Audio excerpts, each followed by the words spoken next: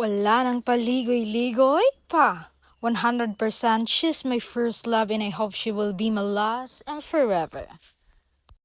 Iyan ang sabi ng sikat na aktor nang tinanong ng isang showbiz content creator. Ang question is rate mo nga kung gaano mo kamahal si na talagang kinilig ang mga ilang taong nasa paligid na nakikinag at isa na ako doon.